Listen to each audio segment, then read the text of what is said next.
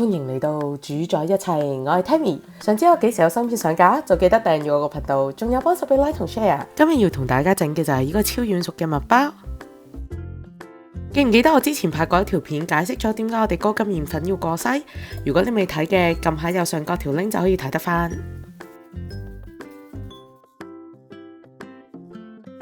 高筋麵粉、全麥麵粉、奶粉、鹽、糖加咗落去之後，我哋就可以落水。老規矩，記得留返1/5，唔好落晒佢。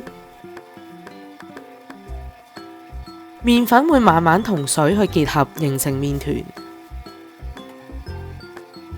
當你見到個麵團開始沾唔到麵粉嘅時候，我哋就喺側邊慢慢加水。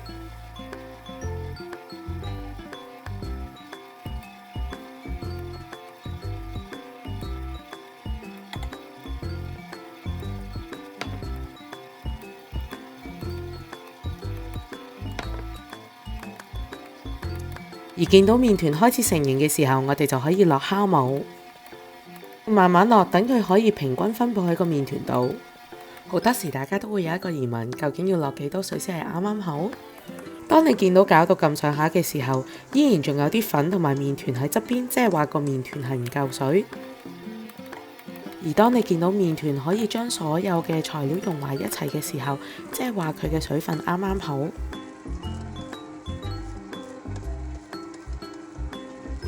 而當你加得太多水嘅時候，個麵團開始黐返落個缸底，即係話佢個麵團已經係太濕。當麵團開始成團嘅時候，我哋可以用刮刀刮下個底部，確認底部冇其他材料黏住。一開始麵團嘅表面會比較粗糙，跟住麵團會變得開始光滑，同埋上到勾。呢個時候大概打多1分到1分半鐘，我哋就可以落牛油。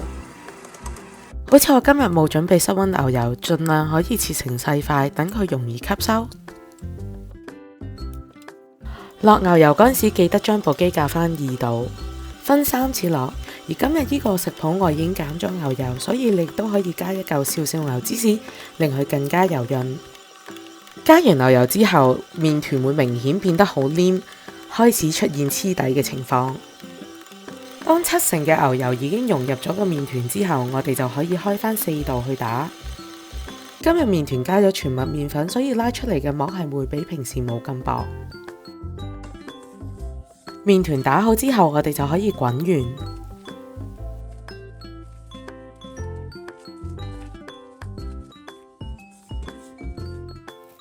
包保鮮紙嘅時候，最緊要掹緊佢，令佢唔好有太多空氣可以走出嚟。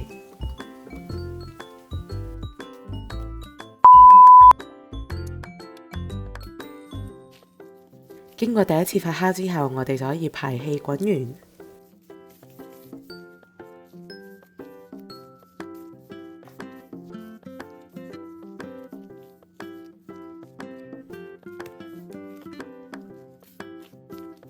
因為通常做吐司嘅麵團都比較大，所以我哋要用2隻手呢個方法去幫佢收完佢嘅底部。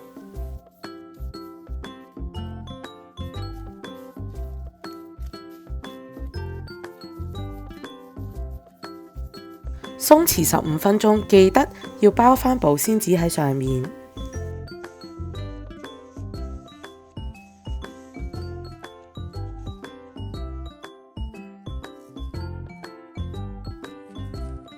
好多時我哋整方包嘅時候，碌開個麵團都會闊過個盒，所以麵包製成品整出嚟都冇咁靚。只要將個麵包喺碌之前搓成長條狀，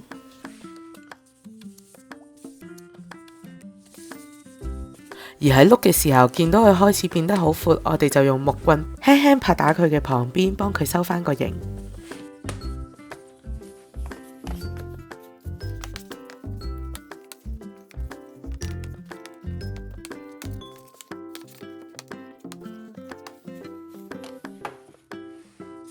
我哋要用少少力撳一撳麵團嘅底部，等佢唔好喐動。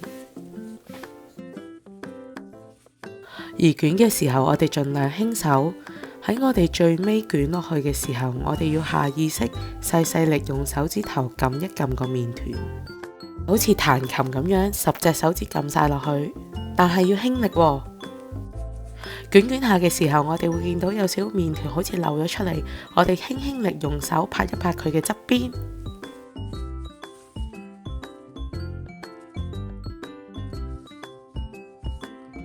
放入吐司盒嘅時候，我哋盡量接口向下，而放嘅位置正正就係放喺呢3點上面，咁樣就有足夠嘅空間俾佢哋發酵，你又唔使估嚟估去。俾多個 close up 大家睇，等你睇清楚個麵團係點接。